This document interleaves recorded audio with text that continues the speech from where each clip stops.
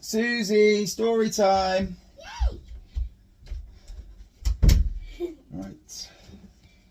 Let's read a story for Penny. The Scarecrow's Wedding. Betty O'Barley and Harry O'Hay were scarecrows. They scared lots of crows every day. Harry loved Betty and Betty loved Harry, so Harry said, "Betty, my beauty, let's marry. Let's have a wedding, the best wedding yet. A wedding that no one will ever forget." Betty agreed, so they hugged and they kissed. Then Betty said, "Harry dear, let's make a list." "Just as you say," answered Harry O'Hay. So they wrote down the things they would need on the day. A dress of white feathers, a necklace of shells, lots of pink flowers, 2 rings and some bells. Then Harry gave Betty O'Barley his arm, and the Scarecrow set off on a hunt round the farm. They hadn't gone far when they spotted some geese. "Oh, geese, if you'll give us a feather apiece, you can come to our wedding, the best wedding yet, the wedding that no one will ever forget."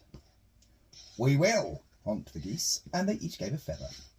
A spider friend offered to sew them together. "Hooray!" cried the Scarecrows. They hugged and they kissed, and they hurried back home and crossed dress off their list. Then Harry gave Betty O'Barley his arm, and they set off once more on their hunt round the farm. They hadn't gone far when some cows gathered round, and the bells round their necks made a wonderful sound. Ring-a-ding-ding, ring-a-ding-ding. "Oh, cows, will you please come and make your bells ring, for our wonderful wedding, the best wedding yet, the wedding that no one will ever forget." "Yes," moved the cows, "we can tinkle our bells."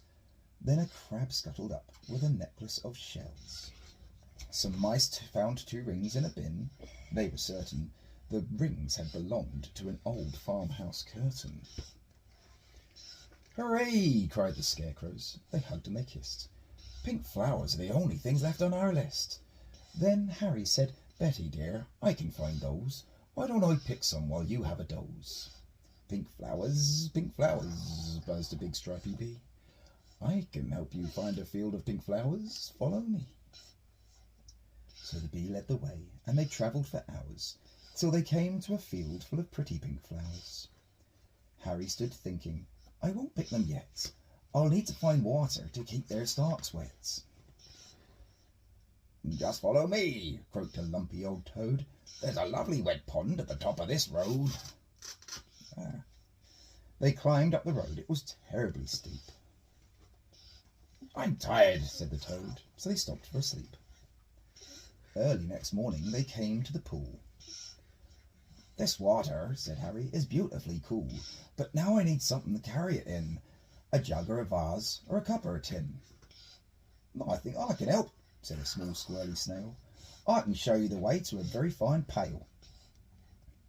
So the snail and Scarecrow set off on their way, but the snail was so slow it took more than a day.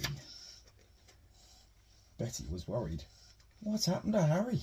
Where is the Scarecrow I'm planning to marry?"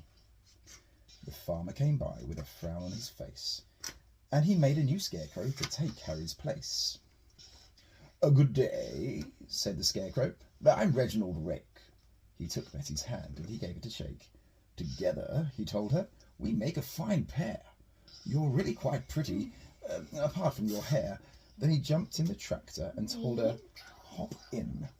I'm really a fast driver. Let's go for a spin." But Betty said, "No, I must wait here for Harry.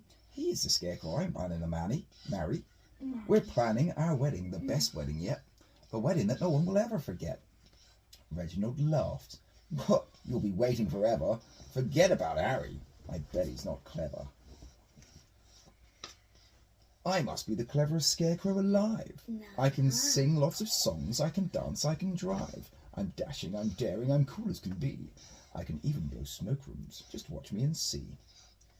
And he took out a big fat cigar from a packet the farmer had foolishly left in his jacket. "But smoking is bad for you," Betty exclaimed. "Really, you ought to be feeling ashamed." "Oh, don't be such a fusspot," said Reginald Rake. "My smoke rings are staggering. Make no mistake, he struck up a light and he tried to smoke hard. No, he tried hard to smoke, but straight away started to splutter and choke. What happened next was completely unplanned. The lighted cigar tumbled out of his hand. It fell to the ground and it started a fire. Betty screamed, "Help!" as the flames flickered higher. But Reginald Rake said, "I'd better be off," and he bounded away with a terrible cough. Then suddenly who should appear on the farm but Harry O'Hay with a pail on his arm. "Betty!" cried Harry, "my own future wife!" He poured on the water and saved Betty's life. They picked up the flowers, they hugged and they kissed, and they said, "Now that's everything crossed off the list." A dress of white feathers, a necklace of shells, lots of pink flowers, 2 rings and some bells. So Betty O'Barley and Harry O'Hay wed one another the very next day. Look at that dress.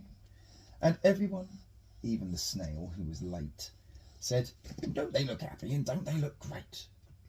This, they agreed, as they sprinkled confetti on Harry O'Hay and his beautiful Betty, is the best wedding ever, the best wedding yet, the wedding that no one will ever forget.